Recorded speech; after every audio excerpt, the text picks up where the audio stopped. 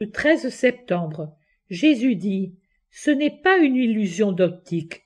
Tu vois réellement resplendir sur le visage agonisant et sanguinolent de ton Jésus des Gethsémani ce sourire qui y fleurit lorsque l'ange de Dieu apporta dans les ténèbres qui m'enveloppaient totalement une lumière surnaturelle qui m'a permis de voir les visages de ceux qui, dans les siècles futurs, allaient m'aimer. Le calice du réconfort, ce calice allégorique tendu par l'ange à mon esprit intoxiqué par la coupe d'expiation, ne fut rien d'autre que l'illumination future de tout le bien que ma mort allait procurer, opposé à tout le mal que ma mort n'allait pas vaincre, ainsi que de tous les cœurs qui allaient m'aimer. Un sourire fleurit alors sur mes larmes, une certitude descendit sur mes angoisses. Bien que le sacrifice demeure terrible, il devient supportable quand on sait qu'il est utile.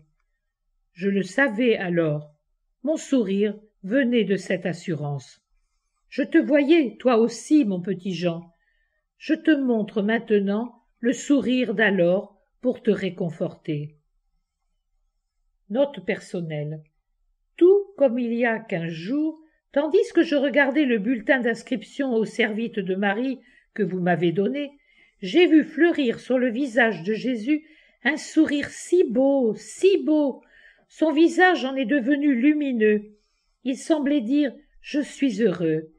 Et il souriait à un interlocuteur secret, peut-être son être même, auquel il est doux de dire, comme à un compagnon fidèle, et après l'angoisse d'être sûr de l'inutilité d'un tel sacrifice, la paix d'être certain de son utilité. En le regardant, je me disais, la vue joue de ses tours. Je suis en train de voir Jésus sourire en un tel moment d'agonie. Mais vous voyez ce que Jésus me répond.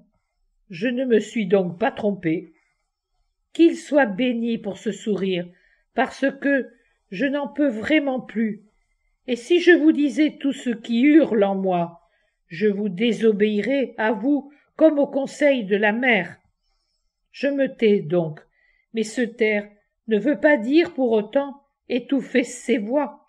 C'est impossible, parce que chaque minute, avec ses souffrances physiques, son vide moral, le besoin toujours plus fort de votre présence auprès de moi au moment de ma mort, les fait renaître. Ah, Seigneur,